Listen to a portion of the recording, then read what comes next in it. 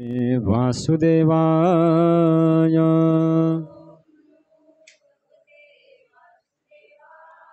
ॐ नमो भगवते वासुदेवाय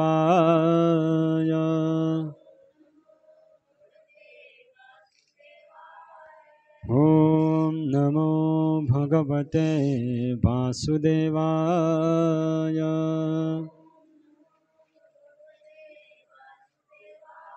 कृष्णाय वासुदेवाय हरये परमात्मने प्रणतक्लेशनाशाय गोविन्दाय नमो नमः। लोकाभिरामं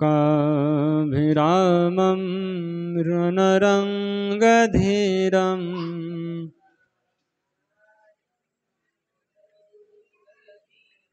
राजीवनेत्रं रघुवंशनाथं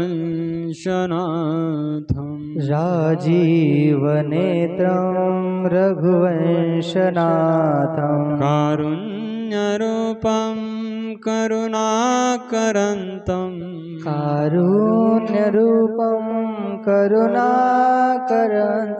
श्रीरामचन्द्रं शरणं प्रपद्ये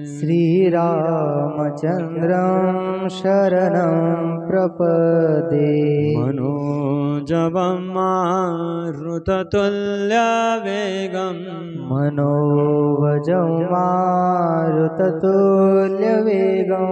जितेन्द्रियं बुद्धिमतां वरिष्ठं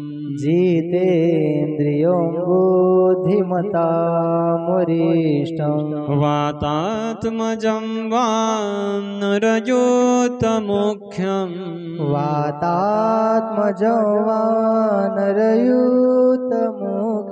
श्रीरामदूतं शरणं प्रपद्ये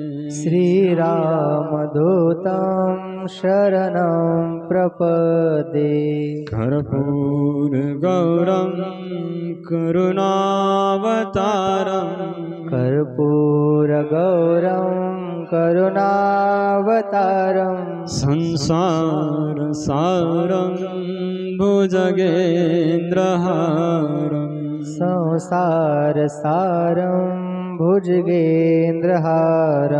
सदा वसन्तं हृदयारविन्दे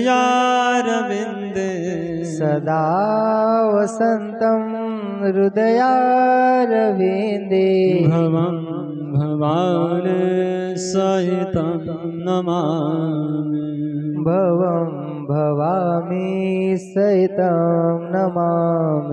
ज्ञानतिमिरन्धस्य ज्ञानाञ्जनशलाकया चक्षुरुन्मिलितं येन तस्मै श्रीगुरवे नमः। श्रीचैतन्यमनोभीष्टं स्थापितं येन भूतले स्वयं रूपा कदा मह्यं ददाति स्वपदान्तिकं वन्देऽहं श्रीगुरो श्रेयतापदकमलं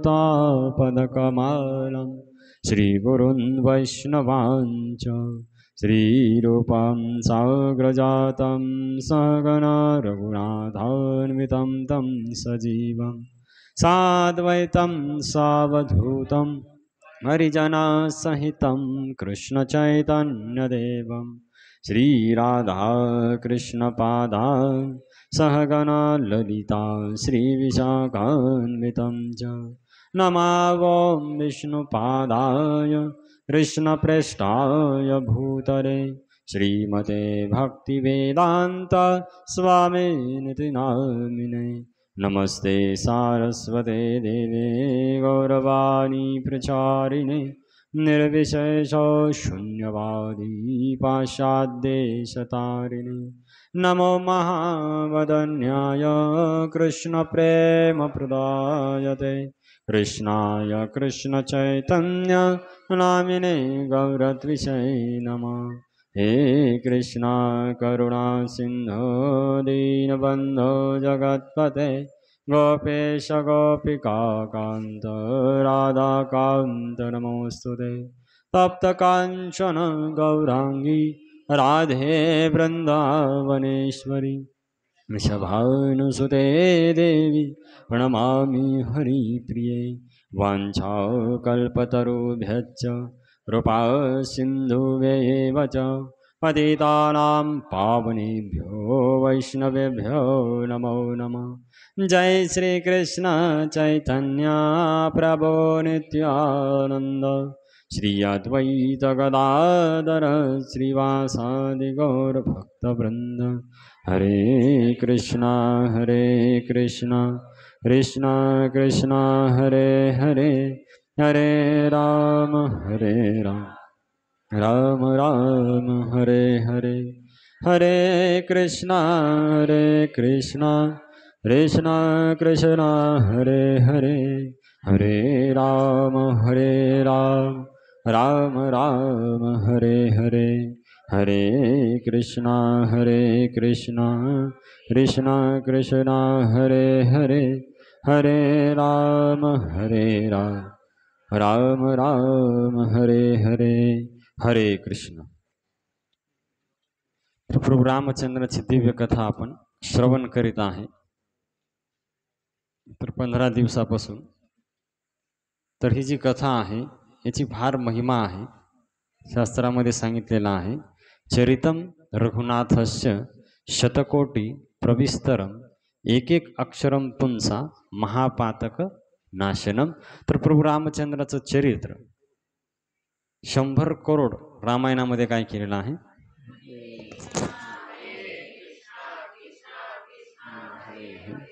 हरे राम राम राम हरे हरे। तर 100 करोड रामायणामध्ये वर्णन केलेलं आहे आणि असं म्हणले की एक एक अक्षर आपले पाप काय करते?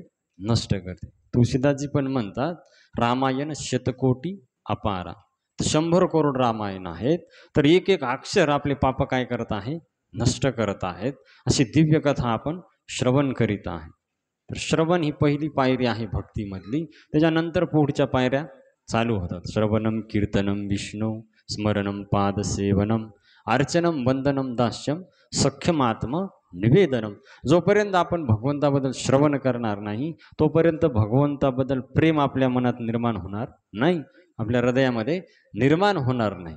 कळलं का? त्याच्यामुळे जो जास्तीत जास्त श्रवण करील, आपण काल पाहिलं पहा की वाल्मिकी ऋषीनं 14 स्थानं सांगितले प्रभू रामचंद्राला राहण्याचे। त्याच्यातलं पहिलं स्थान कोणतं होतं? जिनके श्रवण समुद्र समाना कथा तुम्हारी सुभग सरिनाना भरही निरंतर होई न पुरे। की जे समुद्रामध्ये जशा नद्या किती गेल्या तर समुद्र भरत नाही, जसं ज्यांनी किती श्रवण केलं तरी त्याची ऐकण्याची इच्छा संपत परत परत त्याची इच्छा वाढत जाते। जसं मी काल सांगितलं की चैतन्य महाप्रभू रामानंदरायापाशी रोज म्हणजे एकच कथा श्रवण करायची आणि 100 वेळा। प्रल्हाद महाराजाची, ध्रुव महाराजाची कथा, तरी प्रेम आहे कथेबद्दल। असं जर प्रेम असेल तर भगवंताची प्राप्ती काय अवघड नाही। असं प्रेम भगवंताबद्दल पाहिजे पहा। तर आपल्याला याचं महत्त्व माहीत नसल्यामुळं आपण श्रवण नाही करत। जेव्हा आपल्याला महत्त्व कळेल ते एक अक्षर पण आपण सोडणार नाही। जेव्हा आपल्याला महत्त्व कळेल कथेचं तर असं पळत, ज्यावेळेस एखाद्या माणसाला तहान लागते तर कसा पळत जाते पाण्याकडे, तर तसं ज्यावेळेस एखाद्याला कथेचं महत्त्व कळणार तर तो व्यक्ती सर्व कामं सोडून काय करेल? कथा श्रवण करण्यासाठी येईल, भगवंताचं नाम जपल। सध्या आपलं काय झालंय की आपण संसारातल्या गोष्टीला जास्त महत्त्व द्यायलो भगवंतापेक्षा। त्याच्यामुळे आपल्याला भगवंताबद्दल प्रेम निर्माण होईना, कथेबद्दल प्रेम निर्माण होईना, हरिनामाबद्दल प्रेम निर्माण होईना। तर आपल्याला कसं वाटायचं की संसारातले एवढे कामं केले की मग भजनच करायचे, एवढे कामं केले की मग रामायणच ऐकायचे। पण एक लक्षात ठेवा, किती जरी केलं तर संसार कधी पूर्ण होणार? जे कधीच पूर्ण होत नाही। त्यामुळेच मी एकदा औंढ्याला गेलो होतो, तरी फार दिवसापूर्वीची गोष्ट आहे। तिथे एक सुविचार लिहिला होता, तुम्ही पण वाचला असेल। जिंदगी जब तक रहेगी फुर्सत न होगी काम से, कुछ समय ऐसा निकालो प्रेम कर लो श्रीराम से।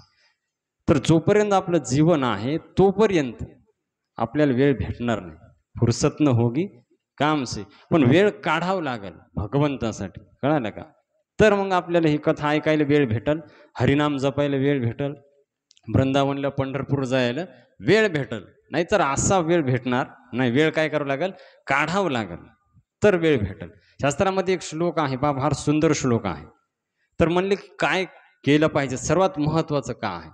शतम विहाय भोक्तव्यम सहस्त्र स्नामाचरेत लक्षम विहाय दातव्यम कोटीन त्यक्त्वा हरिम भजेत.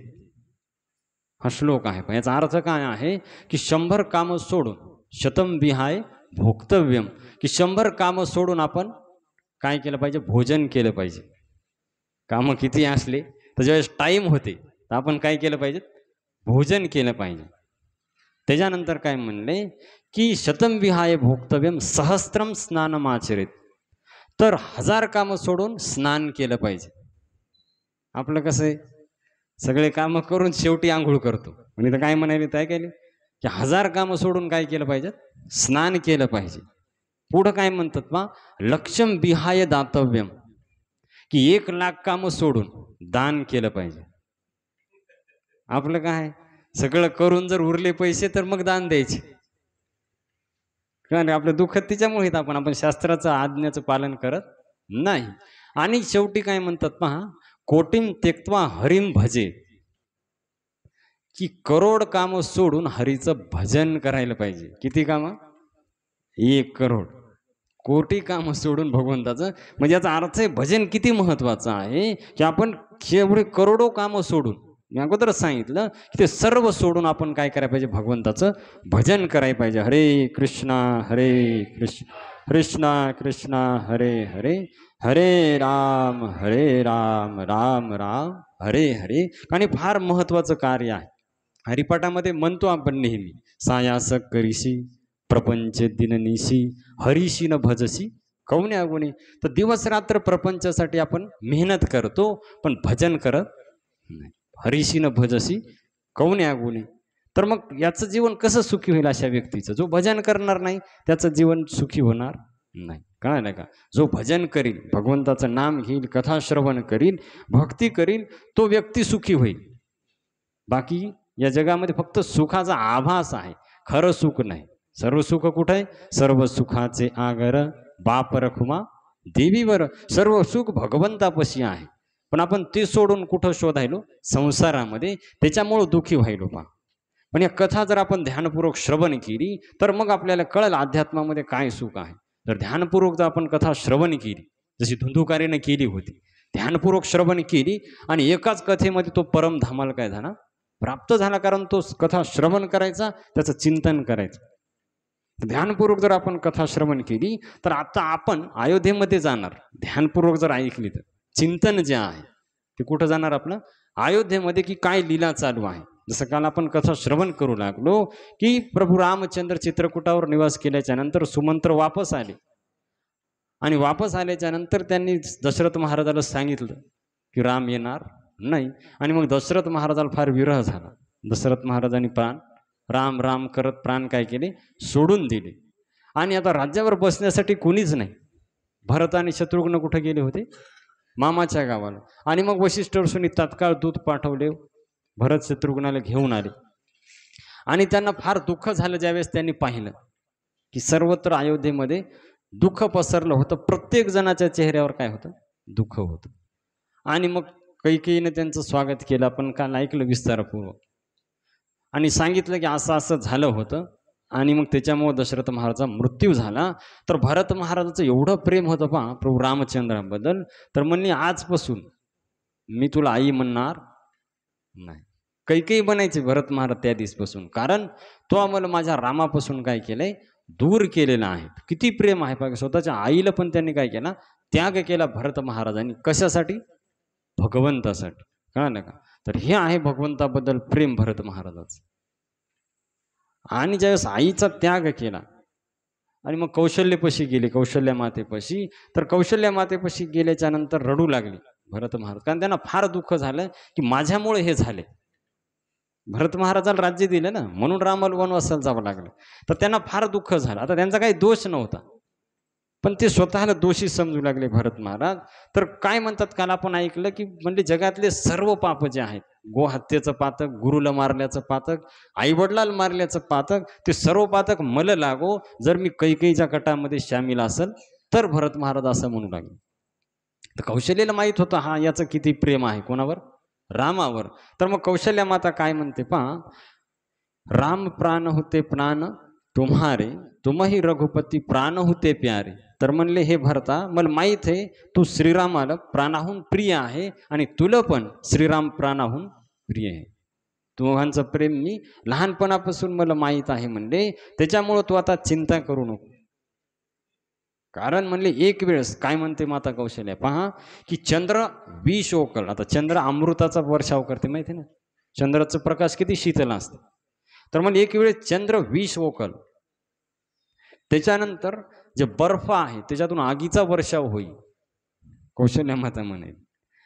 आणि जे जलचर जीव आहेत जसं मासी आहे ती पाण्यापासून वेगळी राहील. पण म्हणले भरत रामाच्या विरुद्ध कधी जाणार, पण विश्वास आहे कोणाचा, कौशल्या मातेचा. त्याच्यामुळं बाळा तू चिंता करू नको म्हणले. तर आलिंगन केलं भरताने, कौशल्या मातेनं भरताचं. म्हणली बाळा तू चिंता करू नको म्हणले, हे सर्व विधीचं विधान आहे, याच्यात कोणाचा दोष नाही, तर तू काही चिंता करू नको. आणि मग असं करत करत विलाप केला भरत. त्या दिवशी काहीच दुसरं काम झालं नाही, सर्वांनी फक्त विलाप केला दशरथ महाराजाच्या आणि प्रभू रामचंद्राच्या विवाहामध्ये. आणि मग काय झालं, ती रात्र संपली आणि मग सकाळी वशिष्ठ ऋषी आणि वामदेव आले. तर वशिष्ठ ऋषीने बऱ्याच जणांना बोलावून घेतलं आणि भरपूर गोष्टी सांगून भरताला उपदेश केला भरत महाराजाला. तर वशिष्ठ म्हणाली, वशिष्ठ ऋषी म्हणतात की हे भरत तू आता धीर धर म्हणले, आता जे करायची वेळ आहे ते कर, आता हे शोक करायचा वेळ नाही. तर मग काय करायचं म्हणले, तर आता म्हणले राजाचं काय आहे, आणखीन अंतिम संस्कार राहिलेत. तेलामध्ये काल ऐकलं ना आपण की दशरथ महाराजाचा देह कशामध्ये ठेवला होता, तेलामध्ये ठेवला होता. तर म्हणले राजाचे आणखीन अंतिम संस्कार करायचे राहिले, तर तू काय कर, हे कर म्हणले त्यांना अंतिम संस्कार त्यांचे कर, कारण तू पुत्र आहे तर तुझ्या हातून त्यांचे अंतिम संस्कार करायचे. आणि मग आता पहिली प्रथा होती सतीची प्रथा. तर ज्यावेळेस अंतिम संस्काराची तयारीला लागली, तर ह्या ज्या माता होत्या भरताच्या, तर त्यांना वाटलं की आम्ही सती जाऊ, कौशल्या, सुमित्रा आणि कैकेयी. पण भरत महाराज त्यांचे चरण पकडून म्हणले, आता एक तर राम वनामध्ये गेले, दशरथ महाराज पण गेले, तर मी कसा राहू म्हणले, मग त्यामुळे तुम्ही जाऊ नका म्हणले, सती तुम्ही जायचं नाही म्हणले. त्यांनी परावृत्त केलं सती जाण्यापासून, कारण हे जाणार होत्या सती तिघी जणी. आणि त्यांना पण वाटलं की राम वापस येतील, 14 वर्षाच्या नंतर येणार होते ना, तर रामाच्या आशेमध्ये मग त्याच्यानंतर काय केलं, चंदनाचे लाकडं एकत्रित केले दशरथ महाराजाच्या अंतिम संस्कारासाठी. आणि शरयू नदीच्या काठावर एक सुंदर चिता काय तयार केली. तर असं वाटू लागलं की ती स्वर्गाची पायरी आहे, एवढी सुंदर ती. आणि मग शास्त्रविधीनुसार अंतिम संस्कार केले कोणाचे, दशरथ महाराजाचे अंतिम संस्कार केली, तिलांजली दिली. आणि मग भरत महाराजांनी 10 जे दशक्रिया विधी आहे तो पण केला, कोणाचा, दशरथ महाराजांचा, भरत महाराजांनी. आणि मग जसं जसं सांगितलं वशिष्ठ ऋषीनं ते सर्व कार्य केले.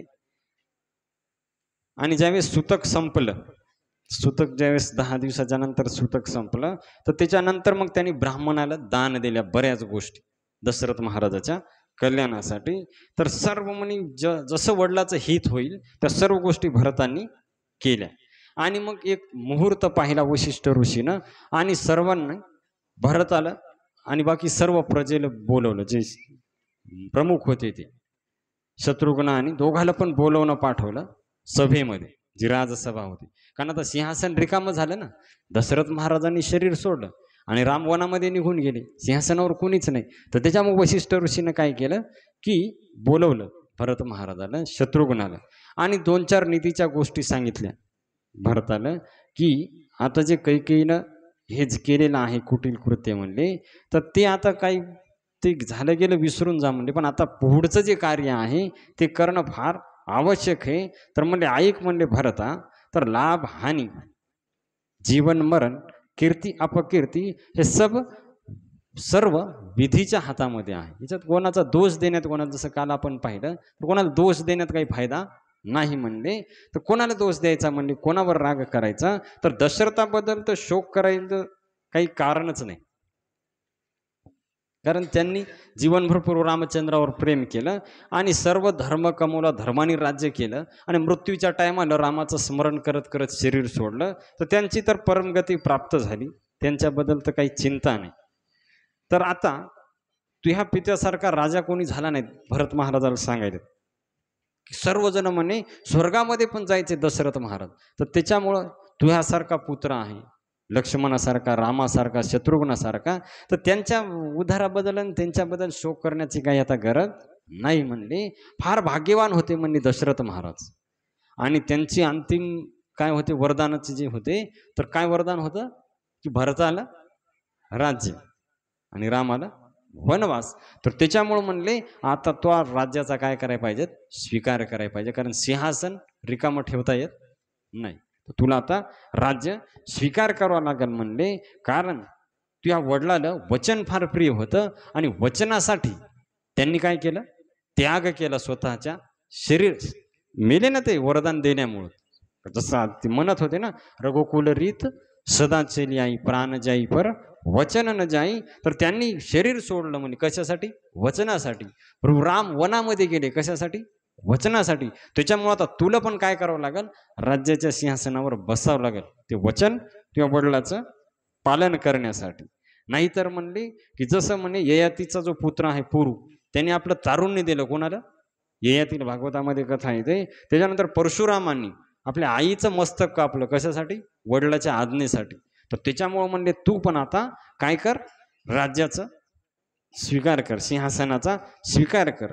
तुझं रामावर प्रेम आहे म्हणले, ही गोष्ट सर्वांना माहिती.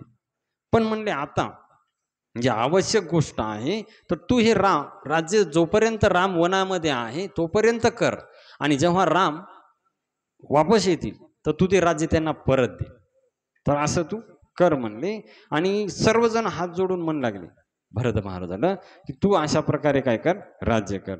तर कौशल्या माता पण गेली भरतापाशी आणि म्हणले भरता तू काय कर, जी गुरुची आज्ञा आहे सर्वांच्या हिताची आहे, तर तू काय कर, त्या आज्ञेचं पालन कर म्हणले. ही काळाची गती सोडून विषाद आता तू दूर कर, जे दुःख आहे.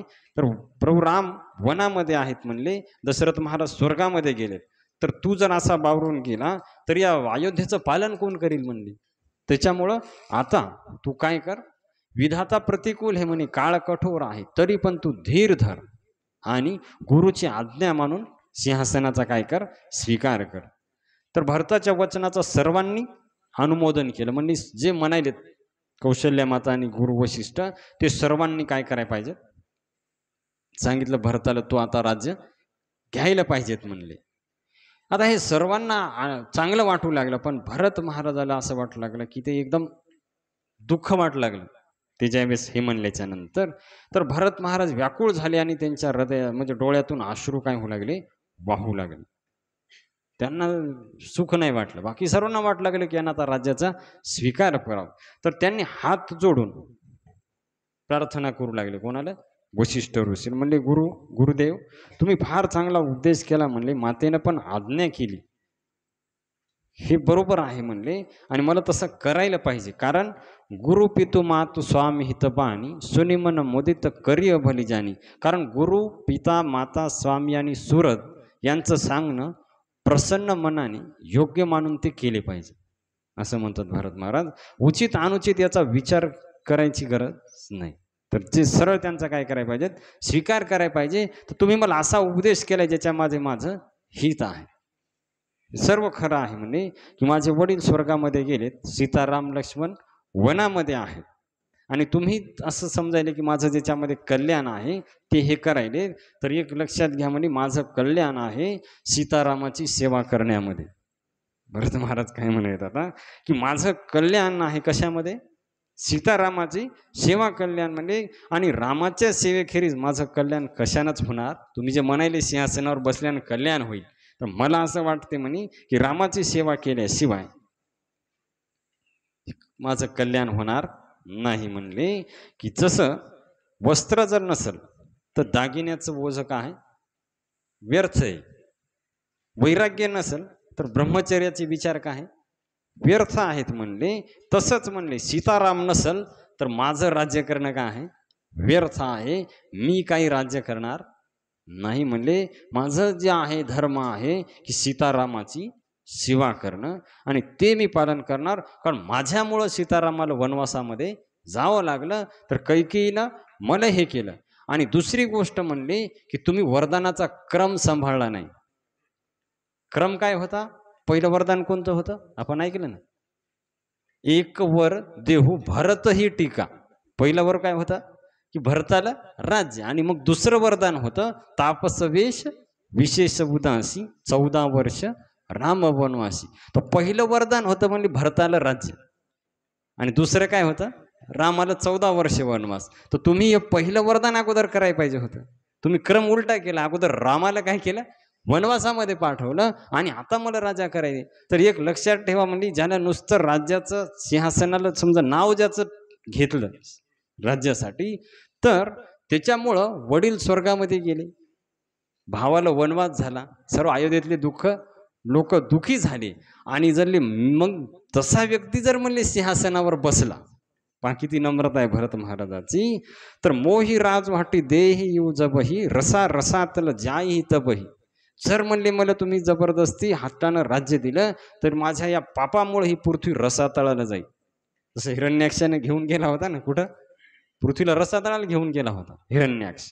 तर म्हणले कारण हे माझ्यामुळं सर्व झाले आणि तुम्ही मलच सिंहासनावर बसायचं ठरवायले म्हणे. तर याच्यामुळे सर्व काय होईल? अनर्थ होईल म्हणले. तर मला सिंहासनावर बसू नका म्हणले, माझी योग्यता नाही म्हणले. तर माझा या कैकेयीसारख्या दुष्ट मातेच्या पोटी काय झालेला आहे? जन्म झालेला आहे म्हणले. तर त्याच्यामुळं तर तुम्ही हे मला करू नका. तर मला राज्याचा स्वीकार करायचा नाही. आता पहा, तुम्ही जर पाहिलं आता पहिला काळ आणि आत्ताचा काळ, तर फरक आहे का नाही? आता भांडणं चालू आहेत कशासाठी? बसायसाठी पदावर. कसं कळलं का? नीतीनं अनितीनं लोक काहीही करून बसायला तयार आहेत. कशावर? खुर्चीवर. आणि इथं द्यायले तर सर्वजण कोणाला? भरत महाराज. पण ते म्हणतात मी घेणार नाही. तर ही आहे पहा निष्कामता, ही आहे भगवंताबद्दल शुद्ध प्रेम. की सर्व महाभारतामध्ये उलट याच्या महाभारतामध्ये भांडणं कशासाठी आहेत? राज्यासाठी आहेत. आणि इथं पहा भरत महाराजाला द्यायले तर सर्वजण राज्य, पण भरत म्हणतात की मी काही स्वीकार करणार नाही म्हणले. जर मला दिलं तर हे पृथ्वी जी आहे रसातळाला जातील. तर एक लक्षात ठेवा, म्हणजे जोपर्यंत मला सीतारामाचं दर्शन होणार नाही, तोपर्यंत माझ्या जीवनाला जे आहे चैन पडणार नाही माझ्या मनात. तर त्याच्यामुळं की हे जे आहे हे तुम्ही बंद करा म्हणली. मी काही सिंहासनावर बसणार नाही. तो लक्ष्मण धन्य आहे म्हणे रामाच्या सेवेमध्ये वनामध्ये गेला आणि मी इथं सिंहासनावर बसणार, तर असं होणार नाही म्हणले. मी जेव्हा प्रभू रामाला शरण जाईल, त्यांच्या चरणावर मस्तक ठेवील आणि मग ते जे आदेश देतील तो मी स्वीकारणार. मी असं राज्य स्वीकारणार नाही म्हणले. म्हणून माझी विनंती आहे सर्वांना की मी तर जाणार आहे रामाला भेटायला, तुम्हाला जर यायचं असेल तर चला. काय म्हणले भरत महाराज? मी तर जाणार आहे रामाला भेटल्याशिवाय मी काय सिंहासनावर बसणार नाही. आणि तुम्हाला जर यायचं असेल तर तुम्ही पण चला. कारण म्हणले की माझा जन्म कुमातेपासून झालेला आहे कैकेयी, काय का? तर त्याच्यामुळं आता हे सर्वांना बोलणं आवडलं भरत महाराजाचं. कारण सर्वांचं प्रेम होतं कोणावर? प्रभू रामचंद्रावर. तर त्यांना वाटलं चांगली गोष्ट आहे, त्या निमित्तानं दर्शन होईल कोणाचं? प्रभू रामचंद्राचं. तर सर्वजण तयार झाले, म्हणजे भरताचा विचार योग्य आहे. भरत जे म्हणाले ते योग्य आहे म्हणले. तर सर्वजण म्हणले खरंच तू रामाच्या प्रेमाची साक्षात का आहे मूर्ती आहे, की तुला रामाशिवाय दुसरं काही कळत नाही. भरत महाराजांना काही त्यांना दुसरं, जसं म्हणतात ना तुकाराम महाराज, विषय तो त्यांचा झाला नारायण, नावडे जनधन माता पिता. ते हे आपण इथं लागू होते. माता आवडत नाही, पिता आवडत नाही, धन आवडत नाही. कळलं का? नावडे जनधन माता पिता. का? विषय तो त्यांचा झाला नारायण. तर त्यांना भगवंताशिवाय दुसरं काही आवडत नाही. तर त्याच कोटीमध्ये आहेत भरत महाराज, एकदम शुद्ध भक्त. तर म्हणले खरंच तुम्ही असं का म्हणणार नाहीत म्हणले, कारण तुम्ही रामाला प्राणापेक्षा प्रिय आहेत लोक म्हणू लागले. कारण म्हणले आणि भरत महाराजांनी सांगितलं जिथं राम तिथं अयोध्या, अवध जहां जहां राम निवास, जिथं राम आहे तिथं अयोध्या आहे. म्हणे इथं काय आहे अयोध्येमध्ये, रामच जिथं नाही तर तिथं का आहे. तर मग भरत महाराजांनी वसिष्ठाला प्रणाम केला आणि म्हणले की आता चालण्यासाठी लगेच निघा, आपल्याला रामचंद्राला भेटण्यासाठी जायचे. तो सर्वजण मग जाण्यासाठी तयारी करू लागले की म्हणले आम्हाला पण रामाला भेटी जायचे, रामाची भेट घ्यायची म्हणले. तर काही काही लोक म्हणू लागले बाबा आमचे काम आहेत का. तर अलग अलग ज्याचे त्याचे काम होते काही काही. तर म्हणले आम्हाला काही टाइम नाही. तर काय म्हणू लागले भरत महाराज पहा की जरौ सो संपत्ती सदन सुखू सुरद मातु पितु भाई सन्मुख होतो जो राम पद करेन सहस सहाय. तर म्हणले ती संपत्ती, घर, सुख, मित्र, माता पिता, बंधू हे सर्व जर रामाच्या चरणाला सहाय्यक होत नसतील रामाकडे जाण्याला तर ते जळून जाऊ. काय म्हणाले, जळून जावं म्हणले. जर भगवंतासाठी हे सहकार्य होत नसेल काय ना का तर हे जळून जावं. तर जसं संत मीराबाईच्या चरित्रामध्ये येते की ज्यावेळेस संत मीराबाई तर ते मग्न झाली गिरधराच्या भक्तीमध्ये, मेरे तो गिरधर गोपाल दुसरा ना कोई जाके सिर मोर मुकुट मेरे पती सोई. तर त्याच्यामुळं आता ज्यावेळेस भोजराज होते त्यांचे पती तोपर्यंत त्यांना सपोर्ट झाला, पण ज्यावेळेस ते निघून गेले मग फार विरोध होऊ लागला. कोणाला, मीराबाईला. कारण त्यांचा जो हे होता ते बाकीचे जे घरातले लोक होते ते फार त्यांना त्रास देऊ लागले. आता मग त्यांनी पत्र लिहिलं तुळशीदासजीला, जे आहेत ना गोस्वामी तुळशीदास या रामायणाचे रचनाकार रामचरितमानस, आणि त्याच्यामध्ये विचारलं की काय करायला पाहिजे जर घरचे लोक भक्तीमध्ये आडवे येत असतील तर. तर त्यावेळेस तुळशीदासांनी पत्र काय पाठवलं माहिती आहे का की जर भक्तीमध्ये सहकार्य करत असतील तर त्यांचा स्वीकार करायला पाहिजे, पण जर भक्तीला विरोध करत असेल तर शत्रू समजून त्यांचा काय करायला पाहिजे, त्याग करायला पाहिजे. जे लोक भक्तीमध्ये काय करतात, विरोध करतात. जर सपोर्ट करत असतील तर त्यांचा स्वीकार करायला पाहिजे, पण जे लोक भक्तीमध्ये विरोध करतात तर शत्रू समजून त्यांचा काय करायला पाहिजे, त्याग करायला पाहिजे. लगेच मीराबाईनं काय केलं की जे त्यांचं जे हे होतं सासर ते सोडलं आणि सरळ वृंदावनला गेली. काय ना का. तर हे आहे शुद्ध भक्त की जे जे भक्तीमध्ये आडवे येतात ते काय करतात, ते सोडून देतात त्यांना. आणि भगवंत, कारण त्यांचं जे आहे पूर्ण प्रेम भगवंतावर असतं. ही साधारण व्यक्ती असं करू शकत नाही, ज्याचं खरंच भगवंतावर प्रेम आहे. कळलं ना का. दुसरं त्याला भगवंताशिवाय काही आवडत नाही असाच व्यक्ती हा निर्णय घेऊ शकते. सर्वसाधारण व्यक्तीचं काम नाही. ज्याचं भगवंतावर पूर्ण विश्वास आहे, भगवंतावर पूर्ण प्रेम आहे, जे म्हणतो ना आपण त्वमेव माताच पिता त्वमेव त्वमेव बंधूच सखा त्वमेव त्वमेव विद्या दृढम त्वमेव त्वमेव सर्वम ममदेव देव, की ज्याच्यासाठी भगवंतच सर्व काही आहे तो व्यक्ती असा निर्णय घेऊ शकतो. जसं तुकाराम महाराज म्हणतात कृष्ण माझी माता, कृष्ण माझा पिता, बहीण बंधू चोलता कृष्ण माझा. तर असा व्यक्ती तो निर्णय घेऊ. तर तुळशीदास इथं वर्णन करतात की भरत महाराज म्हणले जर भक्तीमध्ये हे प्रभू रामाकडे जाण्यासाठी हे सहकार्य करत नसेल तर हे सर्व जळून जाऊ म्हणे, काही कामाचं नाही. का नका जो नाही मेरे राम का ओ नाही कुछ काम का. तर तो काही कामाचा नाही म्हणले जो माझ्या रामासाठी सहकार्य करत नसेल. तर ही सर्व संपत्ती म्हणे भगवंताची आहे. तर आपण सर्वजण काय करायला पाहिजे, जायला पाहिजे प्रभू रामचंद्राच्या याच्यासाठी. तर सर्वांना सांगितलं. तर मग तयार झाले सर्व लोक भरत महाराजा संग चलण्यासाठी. तर सर्वजण वाट पाहू लागले की आता उद्या सकाळी आपल्याला निघायचे कोणीकडे, प्रभू रामचंद्राच्या भेटीला. तर मग सकाळ झाली आणि भरत महाराजांनी सर्वांना बोलवलं मंत्र्याला आणि सांगितलं की राजतिलकाची सर्व सामग्री सोबत घ्या. राजतिलक करण्यासाठी जे जे साहित्य लागत आहे, कारण आपण तिथं रामाचा तिथंच अभिषेक करू, कुठं, वनामध्ये. आणि तेच खरे अयोध्येचे काय राहतील, राजा राहतील. आणि मग सर्वांनी ती सामान एकत्रित केलं. वशिष्ठ ऋषी, त्याच्यानंतर त्यांची पत्नी अरुंधती, बाकी सर्व लोक, कारण आता खबर त्यांना लागली की राम चित्रकूटावर आहेत. कारण निषादराजाने सुमंत्राजवळ तो संदेश दिला होता की राम चित्रकूटावर आहेत. तर त्याच्यामुळे सर्वजण आता चित्रकूटासाठी जाण्यासाठी निघले. तर राण्या ज्या होत्या त्या पालख्यामध्ये बसल्या, भरत महाराज शत्रुघ्न रथामध्ये, आणि बाकी काही जे आहेत पैदल चलू लागले. तर बरेच सैन्य, कितीतरी इथं 14 अक्षयोनी काहीतरी सैन्याचं वर्णन, एवढं सर्व, कारण म्हणजे आम्हाला अयोध्येत थांबायचं नाही. सर्व रामाचं, प्रत्येकाला इच्छा होती रामाचं काय हो, दर्शन व्हावं. तर सर्वजण निघाले की जसं म्हणजे एखादा तहानलेला हाती पाणी पाहून वेगानं जाते पाण्याकडं, तसे सर्वजण रामाच्या दर्शनासाठी जाऊ लागले. तर सर्वजण चालू लागले.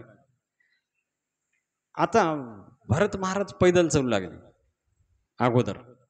पण कौशल्या मातेनं पाहिलं की याला कधी सवय नाही पायी चालायची आणि हा पायी चाललाय. तर विनंती केली कौशल्या मातेने की बाळा तू काय कर, रथामध्ये बस, का तुला सवय नाही, पायाला काय होतील, फोडे येतील खालून. मग कौशल्या मातेची विनंती ऐकून भरत महाराज रथामध्ये बसले आणि मग सर्वजण जाऊ लागले. तर जाताना कोणी फक्त दूध पिऊन राहायचे, म्हणजे जोपर्यंत रामाचं दर्शन होत नाही तोपर्यंत आम्ही फक्त दूधच पिणार. काही म्हणले आम्ही फक्त फळच खाणार जोपर्यंत रामाचं काय होणार नाही, दर्शन होत नाही. काही म्हणले आम्ही दिवसाला फक्त एकदाच जेवण करणार. प्रत्येकाचे अलग अलग व्रत होते भगवंताच्या, कारण भगवंताला प्राप्त करण्यासाठी काय करावं लागते, तपस्या करावं लागते. तपे विन दैवत दिधल्या विन प्राप्त, गुजे विन हित कोण सांगे. सर्व भोग ऐशो आरामात भगवंताची प्राप्ती होणार नाही. तीर्थव्रत भाव धरी रे करुणा, तीर्थव्रत जे आपल्याला आहे ते करावं लागतील, तेव्हा आपल्याला भगवंताची काय होईल, प्राप्ती होईल. तर म्हणले की मग गेले. तर पहिल्यांदा तमसा नदीच्या काठावर जिथं भगवंतांनी मुक्काम केला होता तिथं गेले आणि रात्री तिथं मुक्काम केला. आणि मग पुढं दुसऱ्या दिवशी शृंगेरपुराला च्या जवळजवळ गेले.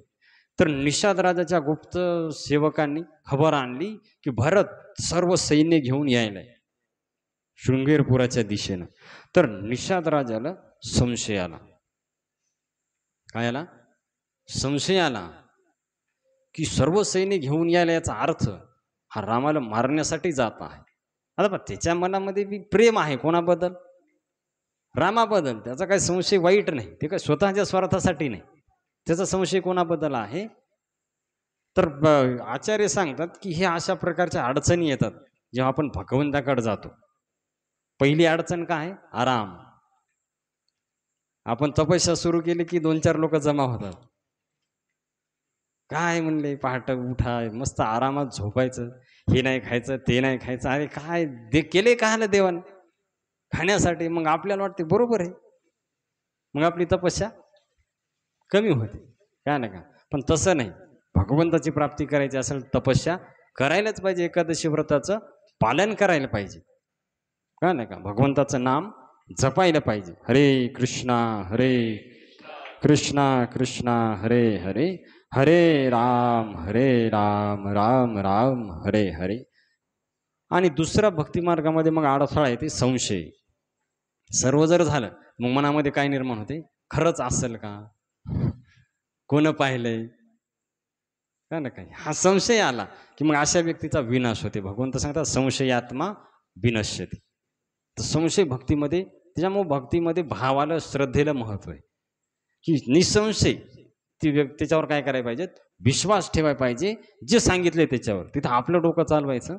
जसं तुकाराम महाराजांचा विश्वास कोणावर आहे, संतांची पायी हा माझा विश्वास, सर्व भावे दास झालो त्यांचा, तेची माझे हित करीती सकळ, जेणे हा गोपाळ कृपा करी. तर आपला विश्वास पाहिजे. संशय आपल्या मनामध्ये आला, जे शास्त्रामध्ये सांगितलं बा हरिनामानं उद्धार होणार कलियुगामध्ये, मग तिथं आपलं डोकं वापरायचं नाही. कसं नाम घेतल्यानंच उद्धार होईल, दुसरं काहीतरी करावं लागेल, नामाला काहीतरी जोडावं लागेल. आणि सर्व सांगायला तर तैसे नव्हे नाम सर्व मार्गा वरिष्ठ, येथे काही कष्ट न लागते. काही कष्ट नाही आणि सगळ्यात वरिष्ठ आहे. तर त्याच्यावर आपण विश्वास ठेवून नाम जपाय पाहिजे. नाम संकीर्तन साधन पै सोपे, जळतील पापे जन्मांतरीची. तर तिथं आपलं डोकं वापरायचं नाही, भाऊ कसं उद्धार होईल, नुसतं हरिनामानच सांगितलंय ना, त्याच्यावर विश्वास ठेवून ते कार्य करायचं. तर लवकर आपल्याला भगवंताची काय होईल, प्राप्ती होईल. तर निषाद राजाच्या मनामध्ये संशय निर्माण झाला की भरत जो आहे हा रामाला मारण्यासाठी जात आहे. तर म्हणले अरे असा समजायला भरत राम एकटाच आहे, पण जोपर्यंत निषाद राजा आहे म्हणे तोपर्यंत रामाला धक्का लागणार नाही. तो सर्वांना बोलवलं निषाद राजाने त्याच्या सर्व सैन्यात. तर म्हणले सर्वजण सावध व्हा, आपापले शस्त्र हातामध्ये घ्या आणि सर्व नावा डुबून टाका. एक बी नाव राहिलं नाही पाहिजे इथं, काय ना का. पलीकडे नाही गेले पाहिजे, हे नदीच्या इकडंच राहिले पाहिजे. कारण नदीच्या पलीकडे कसं जाणार, नावीनच जाणार. तर सर्व नावा बुडून टाका म्हणले, सर्व घाट बंद करा, हे पलीकडे नाही गेले पाहिजे, आणि सर्व शस्त्र हाती घेऊन युद्धासाठी तयार व्हा म्हणले. आता आपल्या याचा टाइम आलाय म्हणले, उद्धाराचा. कारण म्हणले की दोन्हीकडे आपलं कल्याण आहे. जर म्हणले युद्ध करता करता मेलो तर काय होईल की म्हणले गंगेचा तट आहे, कळलं का, आणि प्रभू रामाचं कार्य आहे.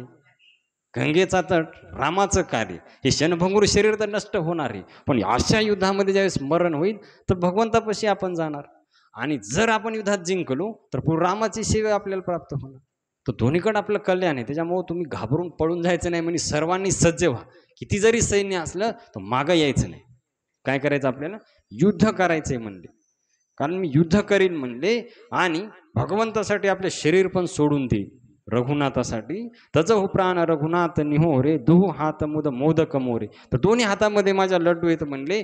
मेलो तरी बी कल्याणच आहे आणि जिंकलो तरी बी कल्याणच आहे. तर त्याच्यामुळे म्हणले की मी आता प्राण अर्पण करणार प्रभू रामचंद्रासाठी, आणि तुम्ही पण सर्वांनी भगवंतासाठी प्राण अर्पण करायचा. आणि मग रामाचं स्मरण करून प्रत्येक सज्ज झाले, धनुष्यबाण भाता हातामध्ये घेऊन.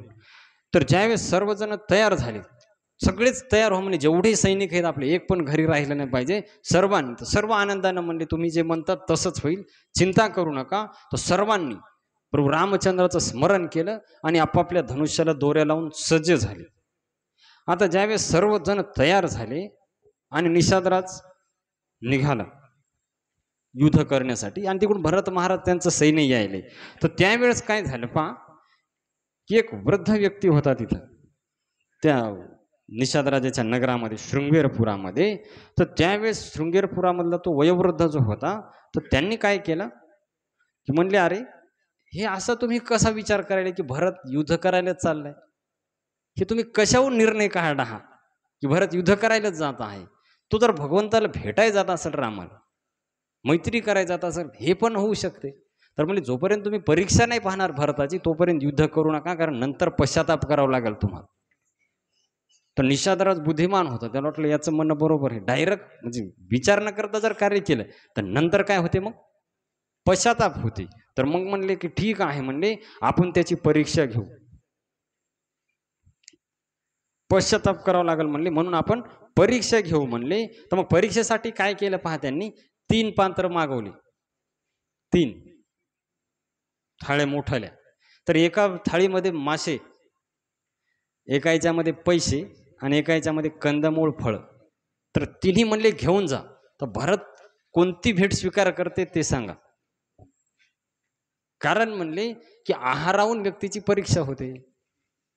सात्विक व्यक्तीचा आहार कसा राहते, सत्वगुणी आहार, रजोगुणीचा रजोगुणी, आणि तमोगुणीचा तमोगुणीचा. ते व्यक्ती कसा आहे हे आहाराहून कळते.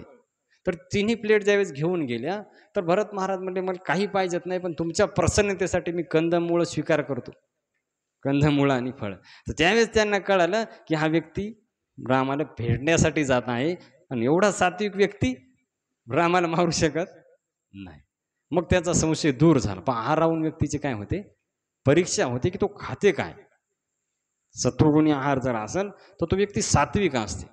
तर हे आपण समजून घ्यायला पाहिजे. त्याच्यामुळे म्हणले आहार शुद्धी सत्वशुद्धी, सत्वशुद्धी ध्रुवा स्मृती, सर्व ग्रंथींना विप्र मोक्ष. की जसा आहार तशी बुद्धी बनते, जैसा खाय अन्न वैसा बने मन. तर सात्विक आहार जर खाल्ला आपण, भगवंताला भोग लावून प्रसाद जर खाल्ला, तर मग आपलं जे मन आहे कसं बनल, पवित्र बनल, सात्विक बनल, आणि भगवंताचं प्रेम जे आहे आपल्या हृदयामध्ये हळूहळू विकसित होईल. आणि मग म्हणले की अरे हा खरंच हा रामाला भेटण्यासाठी जात आहे, मारण्यासाठी जात नाही. मग त्यावेळेस यांनी शस्त्र टाकून दिले निषादराजांनी यांनी, आणि मग त्यांना स्वागतासाठी गेले ते सर्वजण.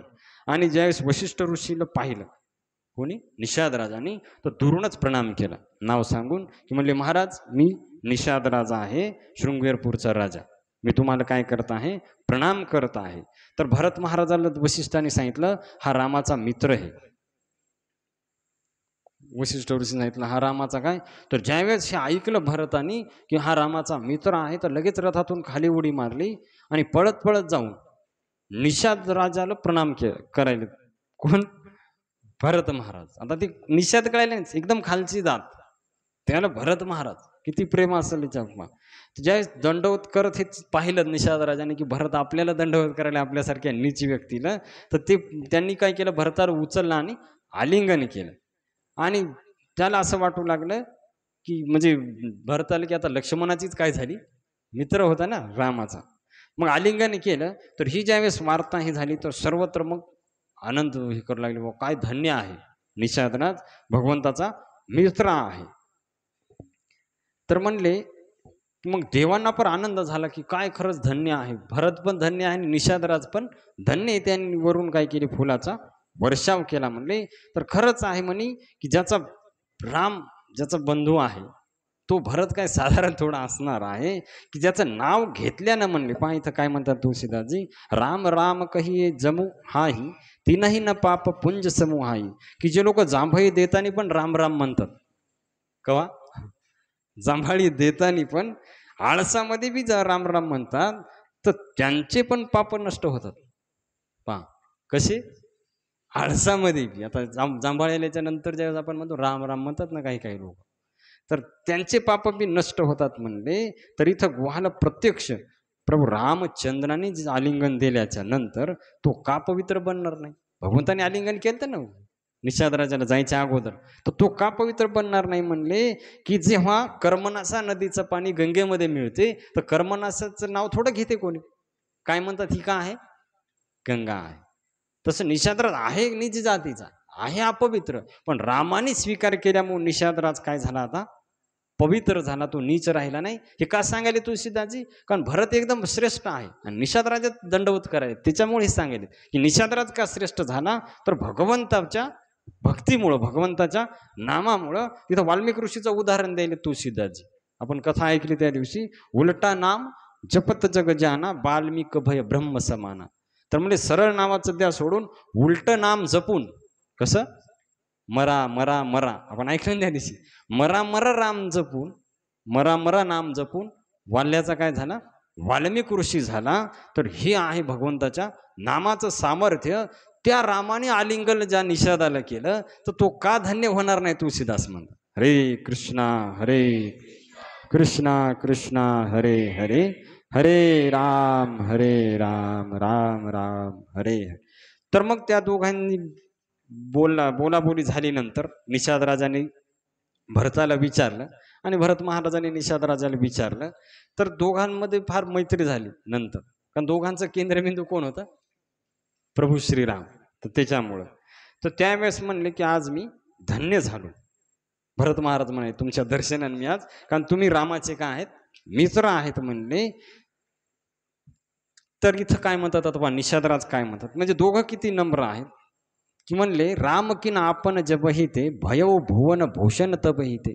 अहो म्हणले मी तर किती नीच जातीचा आहे, कपटी कायर कुमती कुजाती लोक वेद बाहेर सब भाती. मी कपटी आहे म्हणले, भीतर आहे, कुबुद्धीचा आहे, नीच जातीचा आहे, हे सर्व आहे. पण रामाने मला स्वीकार केल्यामुळं आज वशिष्ठ ऋषी माझं गुणगान करायले, रामाचा बंधू भरत माझं आलिंगन करायला, ही सर्व कशाची कृपा आहे म्हणले, रामाची कृपा.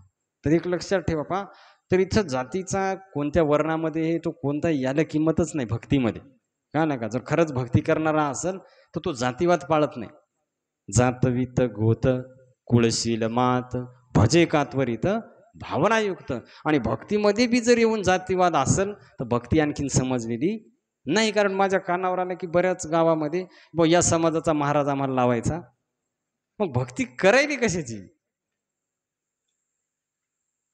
का नाही का. तुम्हाला स्पष्ट लिहिले ना, जातवीत गोत कुळशील मात भजे कात्वरित भावनायुक्त. तर भक्तीमध्ये याचा संबंधच नाही जातीचा, काय ना का. इथं निषाद एकदम खालच्या जातीचा, त्याचं आलिंगन करायलेत भरत महाराज, वशिष्ठ ऋषी त्याचं वर्णन करायलेत. तर हे आपण समजून घ्या पाहिजे. जरी अपवित्र व्यक्ती असेल पण जर तो भगवंताला जोडला तर तो पवित्र होते. कारण भगवंत काय आहेत, परम पवित्र. जसं लोखंड किती अपवित्र असो, जेव्हा परिसाला स्पर्श होईल त्याचं रूपांतर कशामध्ये होते, सोन्यामध्ये होते. तर हे आपण समजून घेतलं पाहिजे. तर जो भक्तीला लागला आहे त्याची जात पाहिल्या जात. शबरी आता पुढं कथा येईल, शबरी कोण्या जातीची, भगवंत म्हणतात की मला पहिल्यांदा कौशल्याची आठवण येईल, 14 वर्षामध्ये तिच्या हातचे बोरं उष्टे बोरं खायलेत भगवंत. तर ते पण समजून घ्यायला पाहिजे की भगवंत फक्त प्रेम पाहतात, जात काहीच पाहत नाही. तो कोणत्या जातीचा आहे, त्याच्याकडे किती पैसे आहेत, तो करतो काय. त्याच्यामुळे बा भक्ती कशावरच अवलंबून नाही. भक्तीमध्ये फक्त प्रेम पाहिल्या जाते. तर एकदम गरीब माणूस बी भक्ती करू शकते, एकदम श्रीमंत बी करू शकते. प्रत्येकाला काय आहे, अधिकार आहे. सकळाशी येथे आहे अधिकार. सर्वांना अधिकार भगवंताने दिलेला आहे.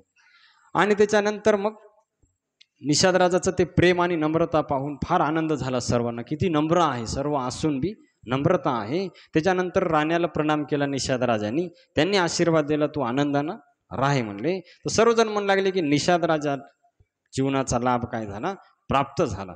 तर सर्वजण त्यांना प्रणाम करू लागले. तर मग भरत महाराजांनी गंगेला प्रणाम केला. गंगा माता तिथं जवळच होती ना. गंगेला प्रणाम केला आणि म्हणले, हे माते, तू कामधेनू आहे, तू आम्हाला वरदान दे की सीतारामाच्या चरणी माझं प्रेम राहू. कळलं का. आणि फार सुंदर तिथं सांगितलेलं आहे की माझं मन नेहमी सीतारामाचं काय करू, स्मरण करू. आणि मग निषादराजांनी सांगितलं की राम इथं वडाच्या झाडाखाली झोपले होते, असं असं हे केलं होतं. तर ती जागा दाखवली भरत महाराजाला.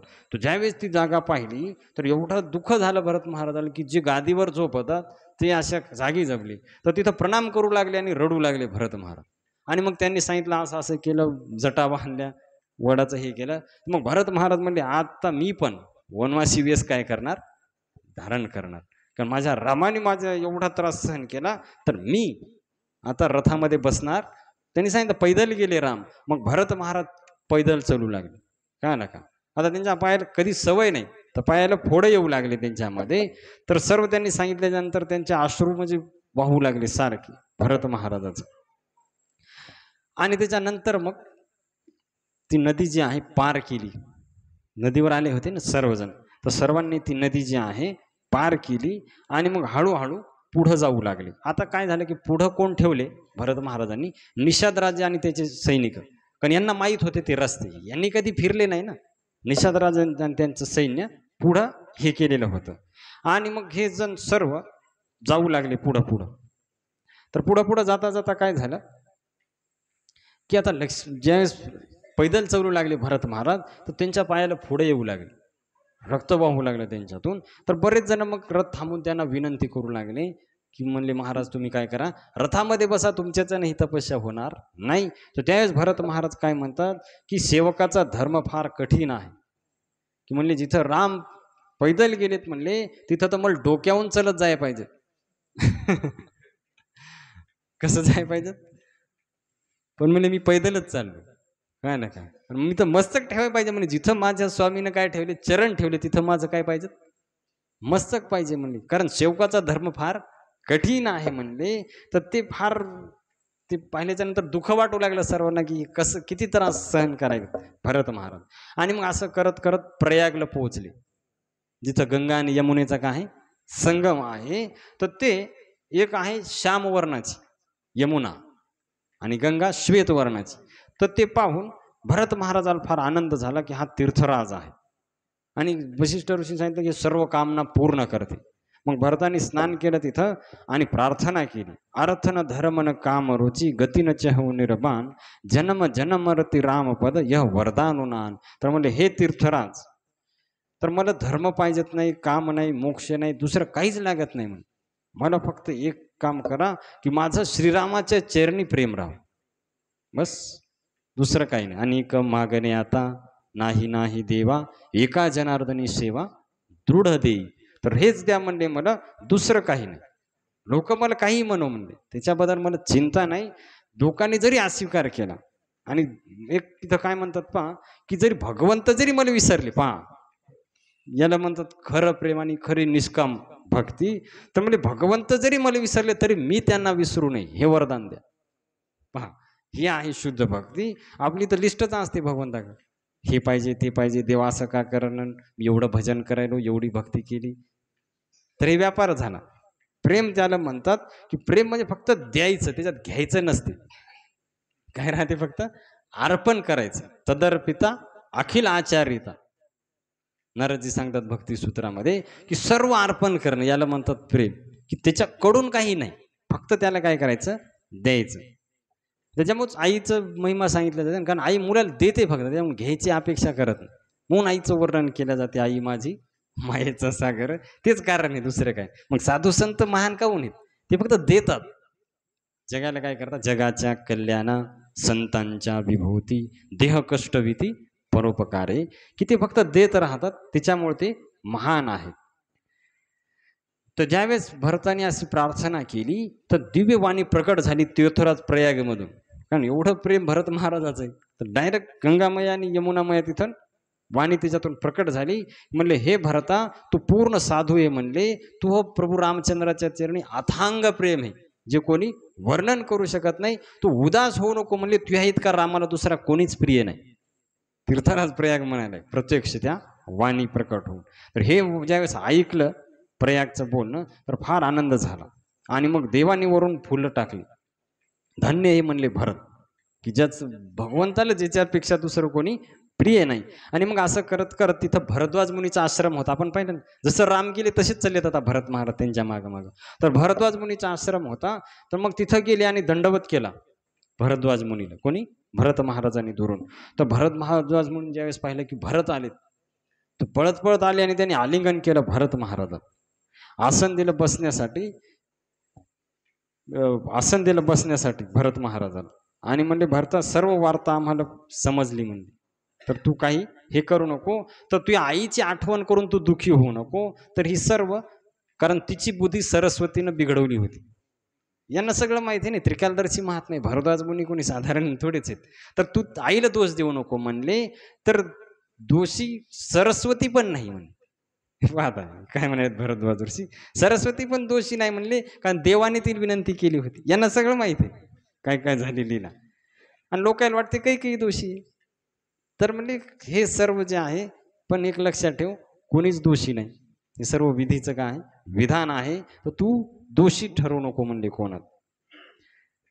तर तुला असं वाटायला की राम वनामध्ये गेल्याच्या नंतर अनर्थ झाला, असं काही नाही. म्हणजे भगवंताची सर्व इच्छा आहे. पण तो फार चांगलं केलं. म्हणजे तू रामाला नेण्यासाठी आला, ही फार चांगली गोष्ट झाली. कारण तूच खरं हे रामप्रेमाची मूर्ती आहे साक्षात. त्याच्यामुळं तुझं जीवन धन्य आहे. कारण तू मन पूर्ण रामाच्या चरणी अनुरुक्त आहे, भरद्वाज मुनी म्हणतात. आणि मग कारण ज्यावेळेस तू स्नान करीत होता प्रयागराजमध्ये, त्यावेळेस कळालं मग की तू किती महान आहे. म्हणले, कारण सीताराम लक्ष्मणाच्या दर्शनाच्या नंतर तुझं दर्शन झालं, तुझ्यासारख्या भक्ताचं. कारण जेव्हा अशा दर्शन होते सीताराम लक्ष्मणाचं, त्याच्यानंतर तुझ्यासारख्या भक्ताचं काय होते? म्हणले, दर्शन होते. तू एवढा महान आहे म्हणे. कारण सर्व जग ज्या रामाची आठवण करते, तो राम कोणाची आठवण करत होता? एक लक्षात ठेवा. असं समजू नका की आपण भगवंताचं भजन करतो म्हणजे भगवंत आपल्याला आठवण करत नाही. ते आठवण करतात म्हणून भजन आपल्या तोंडाला येते, हे लक्षात ठेवायला पाहिजे. काय ना. तर आपल्याला वाटते बघ, मी एवढा जप करायलो, देवाली केव्हा आठवण येते का नाही, का लिस्टमधून नाव गेलंय कोणीकड, कधी कधी वाटत आहे लोकायला. पण तू लिस्टमध्ये हाय म्हणूनच कथेला आला, नाही तर तिकडे गेला असता. काय ना का, दुसरे बी आहेत ना मार्ग बरेच. काही टीव्ही पुढे येतं, काही बसलेत असेच गप्पा आणत, काही इकडं फाट्यामध्ये बिझी आहेत. तर अलग अलग मार्गाने गेला असता ना. तू इकडं आला म्हणजे भगवंताचं लक्ष आहे ना तुझ्यावर. तेव्हाच आला कथेला येऊन बसला, जप करायला, वृंदावन चालला. भगवंताचं लक्ष आहे, बोलवायलेत भगवंत, ये माझ्याकडे. काय ना का. तर म्हणले की हे तो प्रेमाची साक्षात मूर्ती आहे म्हणे. कारण प्रभू राम तो साक्षात काय करत होते? स्मरण करत होते. तर म्हणले, आजच्या दिवस तू इथंच थांब, विश्राम कर, आणि मग उद्या सकाळी इथून जाय चित्रकूटाकडं प्रयाण कर म्हणले. आणि मग भरद्वाज मुनीचं ज्यावेळेस हे केलं, कारण माझं म्हणे भाग्य की तू यासारख्या अतिथी मला आज प्राप्त झाला स्वागतासाठी. तर म्हणले की चिंता करू नको. म्हणले, आजच्या दिवशी इथं विश्राम कर. आणि मग भरतानी विनंतीला मान दिला. म्हणले, आता फार विस्तारपूर्वक कथा आहे इथं. म्हणले, आता पाहुणचार करा. म्हणले, कंदमूळ फळं जे जे काही लागते. तर मुनीनं विचार केला, भरद्वाज मुनीनं, पण मी यांना आमंत्रण दिले राहण्यासाठी, तर आता अतिथीला थांबवले, तर मग खाऊ पिऊ घालायची जबाबदारी कोणाची?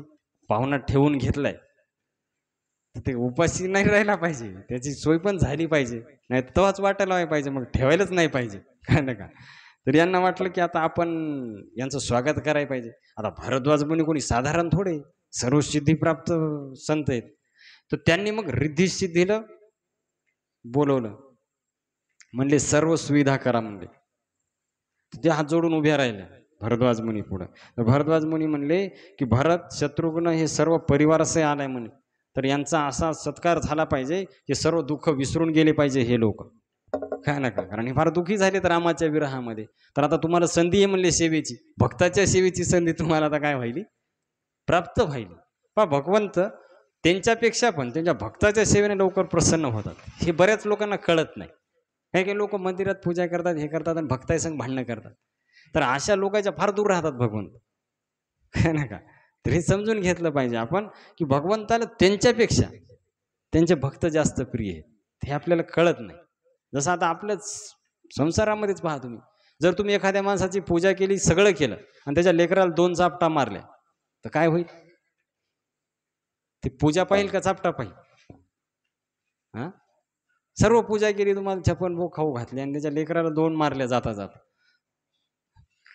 काय होईल? नाराज होणार का नाही? ती प्रसन्न होईल का त्या व्यक्तीवर? नाही होणार. तर तसं हे जे भक्त आहेत, भगवंताचे लेकर आहेत ना, सगळेच लेकर आहेत तसे, पण भक्त भगवंताला विशेष आवडतात.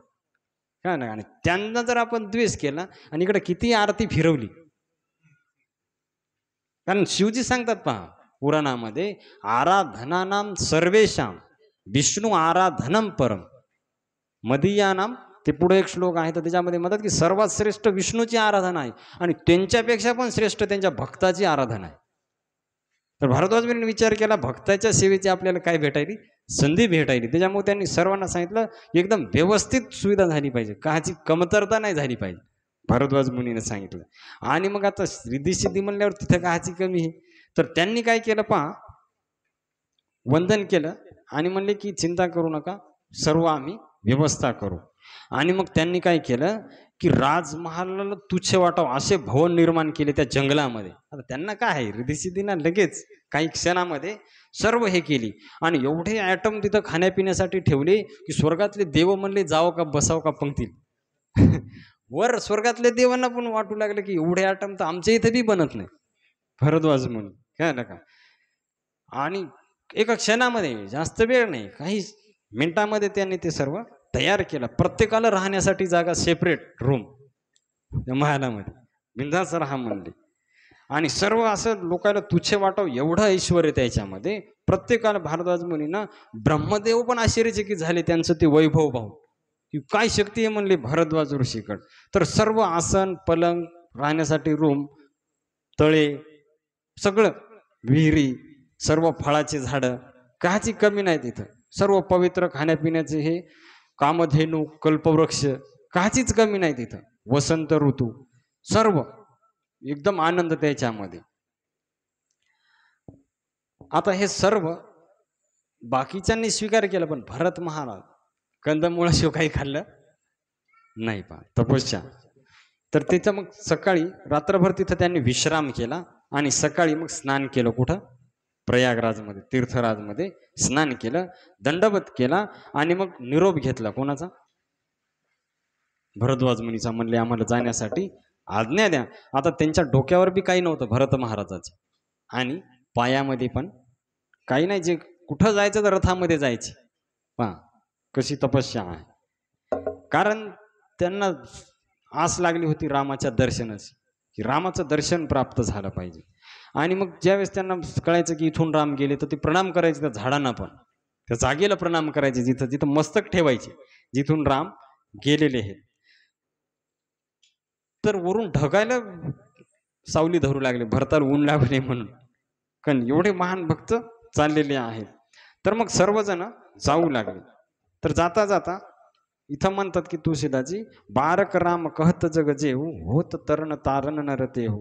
तर म्हणजे भरतासाठी काय मोठी गोष्ट नाही म्हणणे, कारण जो कंटिन्यू, म्हणजे इकडं भरतच भगवंताचं स्मरण करते असं नाही, तर भगवंत ज्या भरताचं स्मरण करतात म्हणजे त्यांच्यासाठी ह्या सुविधा काय, काहीच नाही म्हणले. आणि मग असं करत करत भरत महाराज ज्यावेळेस जाऊ लागले, तर इकडे इंद्रदेवाला चिंता वाटली. पहा आता हे चालू झालं, तिकडं चाललेत, कारण कशासाठी चालले होते लक्षात यायले का तुमच्या? काय ठरलं होतं अयोध्येमध्ये? सगळं राज्य तिलकाची सामग्री घेऊन चालली होती. आणि या देवाने एवढं कारस्थान कासाठी केलं तर अगोदर लक्षात यायला का तुमच्या? मंथरीची बुद्धी काऊन बिघडवली होती? काय कारण होतं बुद्धी बिघडवण्याचं? की राम वनामध्ये जाव आणि तिथं राहावं आणि मग तिथले राक्षस मराव, साधू संतांना आनंद व्हाव. आणि आता भरत कासाठी चाललीत वनामध्ये? रामाला वापस आणाय. म्हणजे सर्व प्लॅन याचा बिघडायला का नाही? तर आता इकडे इंद्रदेवाला टेन्शन आलं स्वर्गामध्ये. अगोदर फुलं टाकली, सगळं स्वागत झाल्यावर मग त्यांच्या डोक्यात प्रकाश पडला, अरे हे चाललेत का आलं रामाला आणण्यासाठी, आणि आपण सगळं केलंय कशासाठी? राम वनामध्ये जाण्यासाठी. तर फार टेन्शन मध्ये आले इंद्रदेव स्वर्गामध्ये. आणि म्हणले आता काय करावं? तर बृहस्पतीपाशी गेले. म्हणे हे गुरुदेव म्हणले की काहीतरी कृपा अशी करा म्हणे रामाची आणि भरताची भेट होऊ नये. काहीतरी अशी योजना करा म्हणले रामाची आणि भरताची भेट होऊ नये म्हणले, असं काहीतरी करा म्हणले. कारण म्हणले राम हे फार दयाळू आहेत आणि भरत त्यांचा प्रिय आहे. तर भरताच्या प्रेमाला राम भुलून नक्की अयोध्येला वापस जाणार असं मला वाटायला म्हणले. तर आता काहीतरी उपाय करा, या दोघांची भेट होऊ देऊ नका. स्वर्गामधली मीटिंग चालली वर. तर इकडं ज्यावेळेस इंद्रदेवाचं बोलणं ऐकलं बृहस्पतीने, तर बृहस्पतीला हसू येऊ लागलं. म्हणले अरे तुला 1000 डोळे आहेत तरी तुला दिसेना. आपण ऐकलं ना त्या दिवशी गौतम ऋषीनं शाप दिला होता, आईले संग केल्याच्या नंतर किती डोळे प्राप्त होतील म्हणले? 1000. तर म्हणले 1000 डोळे आहेत तरी तुला आणखी नाकाला आली नाही. अरे म्हणले की मायेचे स्वामी आहेत श्रीराम, मायापती आहेत. तर मायापतीवर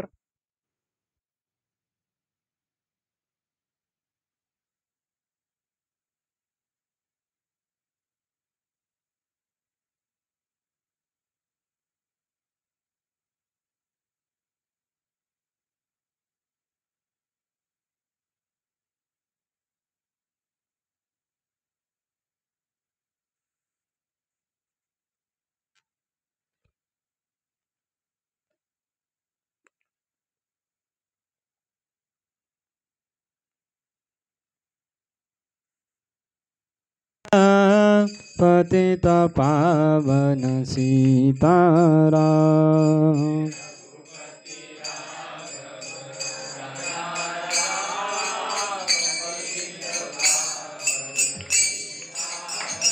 ओ राजा राम राजा राम पतित पावन सीताराम।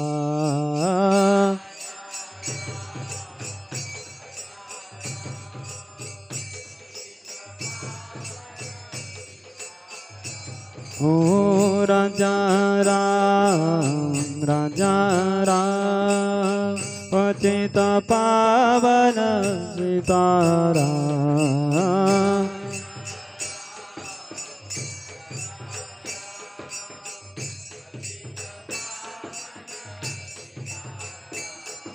रघुपति राघव राजा राम पतित पावन सीताराम।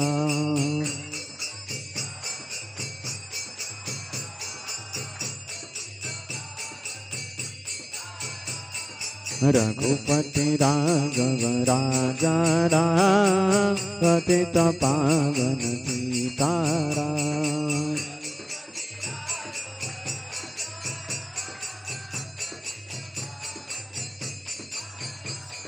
प्रभु रामचंद्र भगवान की। तर बृहस्पती म्हणले की प्रभू राम मायेचे पती आहेत आणि मायापतीवर जर मायेचा प्रयोग केला तर काय होईल? ते वापस आपल्यावरच येईल. कळलं का? मंथरा अलग होती म्हणले, इथं भगवंत येतं ते साक्षात मायेचे काय आहेत? पती आहेत म्हणले. जर त्यांच्यावर प्रयोग केला तर वापस आपल्यावरच येणार. तर त्याच्यामुळं हे ऐक म्हणले की राम जे आहेत हे कसे आहेत? सुन सुरेश रघुनाथ सुभाऊ निज अपराध रिसाई न काहू जो अपराध भगत कर करई राम रोष पावक सो जरई. काय म्हणायत पाहायचं बृहस्पती? जर रामाचा कोणी अपराध केला तर राम त्याला सोडून देतात. काय म्हणाले बृहस्पती? जर कोणी रामाचा अपराध केला तर राम त्याला सोडून देतात. पण जर कोणी रामाच्या भक्ताचा अपराध केला तर मग रामाचा क्रोध त्या व्यक्तीला नष्ट करते. कळलं का? तर ही गोष्ट म्हणले पुराणामध्ये प्रसिद्ध आहे. लोकहु वेद विदित इतिहासा यह महिमा जाणई दुर्वासा. तर दुर्वासा ऋषीची कथा प्रसिद्ध आहे म्हणले.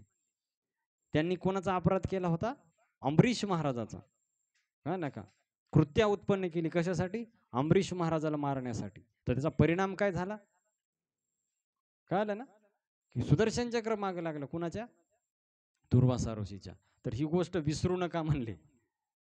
तर हे विचार सोडून द्या म्हणले, की सारं जग म्हणले श्रीरामाचा जप करू द्या, पण राम भरताचा जप करायला हे विसरू नका. आणि त्या भरतावर तुम्ही मायेचा प्रयोग करायचा विचार करायला म्हणले. तर हे भरतासारखा कोण दुसरा भक्त आहे म्हणले रामाचा. तर त्याच्यामुळं हा विचार मनात पण आणू नका. प्रत्यक्ष करण्याची गोष्ट तर दूर ठेवा म्हणले.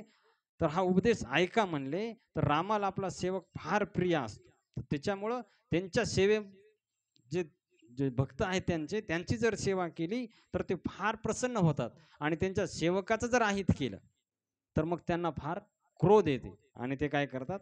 नष्ट करतात पुढच्या व्यक्तीला. त्याच्यामुळं तुम्ही याच्यामध्ये पडू नका हे करण्याच्या. तर तुम्ही लीला पहा भगवंताची आता काय होते. तर तुम्ही याच्यामध्ये पडू नका म्हणले. की राम नेहमी दुसऱ्याचं हित करण्यामध्ये मग्न असतात म्हणले. ते दयाळू आहेत आणि भरत तर भक्त शिरोमणी आहे. त्याच्यामुळं तुम्ही घाबरू नका म्हणले. राम सत्य प्रतिज्ञ आहेत. त्यांनी प्रतिज्ञा केलेली 14 वर्ष राहील, तर ते 14 वर्षच राहणार म्हणले.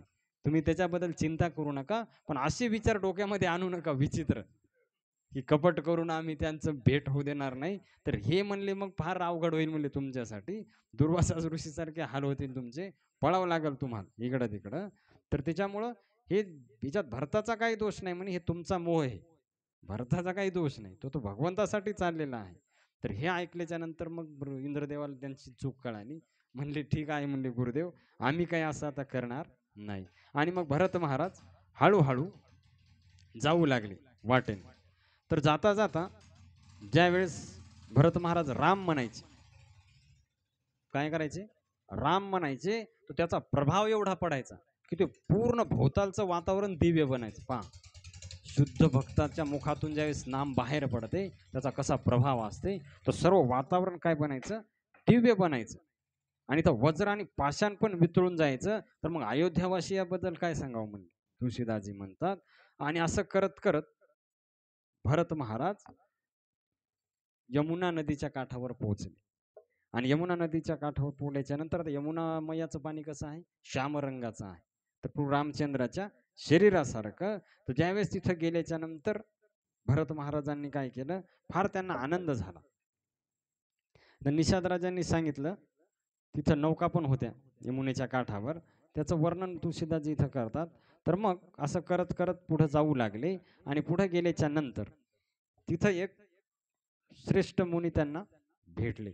पुढे ज्यावेळेस जाऊ लागले तर जाता जाता मग आता यांनी ठरवलं की आता आपल्याला चित्रकूटावर काय करायचंय? निवास करायचा. जाऊन तिथं जाऊन त्यांना भगवंताला भेटायचंय. असं करत करत भरत महाराज जाऊ लागले. आता इकडं प्रभू रामचंद्र आणि लक्ष्मण सीतामाता हे तिघ जण होते. कळालं का? आता भरत महाराज इकडून चाललेत. आता हे जे सैन्य आहे काय साधारण नव्हतं. 14 अक्षय योनी सैन्य. किती? महाभारतात सगळं मिळून 18 अक्षय योनी होतं. किती म्हणजे किती सैन्य असेल भरत महाराजासंग? कळालं का? तर एवढं सैन्य घेऊन भरत महाराज जाऊ लागले. तर त्याच्यामुळं इकडं लक्ष्मणाला चिंता वाटू लागली की भरत रामाला मारण्यासाठी येत आहे. याचा दुसरा काही हेतू नाही. जर यायचा असतात मग एकटा आला असता. हे एवढं सैन्य घेऊन का आलाय? तर लक्ष्मणाच्या मनामध्ये काय येऊ लागला? संशय येऊ लागला.